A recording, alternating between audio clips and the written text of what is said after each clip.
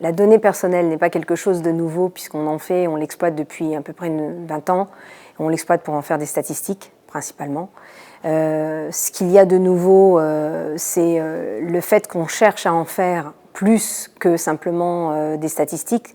Ça fait quelques années qu'on parle de Big Data et ça fait quelques années qu'on explique que le Big Data doit amener à faire des revenus sonnants et trébuchants de cette donnée personnelle.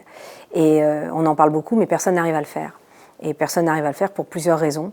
Notamment parce que la data quality est un sujet complexe qui n'est pas correctement appréhendé par le marché pour principalement, on va dire, des raisons de compétences.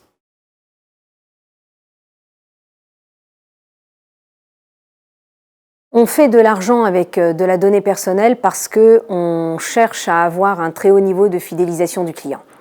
Et pour avoir un très haut niveau de fidélisation du client, il faut avoir une très bonne maîtrise de qui est son client, sans pour autant être intrusif et sans pour autant oublier l'éthique.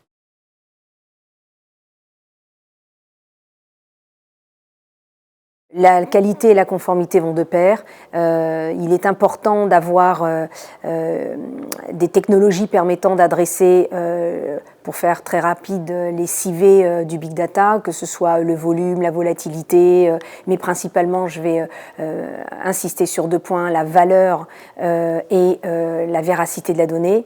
Et pour pouvoir travailler sur ces CV du Big Data, il faut des technologies le permettant et il faut aussi des savoir-faire particuliers intégrés dans ces technologies. Et dans les savoir-faire, il doit y avoir la data quality et notamment le RGPD qui doit être intégré comme étant by default and by design, donc RGPD as code.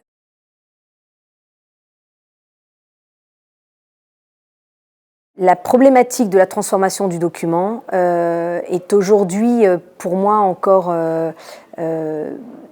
éloignée en maturité des bonnes questions à se poser sur comment j'évolue avec le numérique et donc du moment où j'évolue avec le numérique, comment je suis en maîtrise de la donnée personnelle. Du moment où on travaille dans des traitements qui doivent sortir de l'entreprise et que les moyens utilisés pour que les traitements sortent de l'entreprise soient du papier et notamment du digital, l'enjeu de la donnée est vraiment crucial.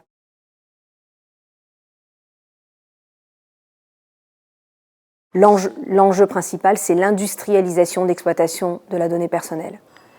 Tant qu'on ne raisonne pas en industrialisation, tant qu'on ne raisonne pas de façon globale, et tant qu'on ne raisonne pas de façon globale, on ne peut pas adresser ce problème correctement.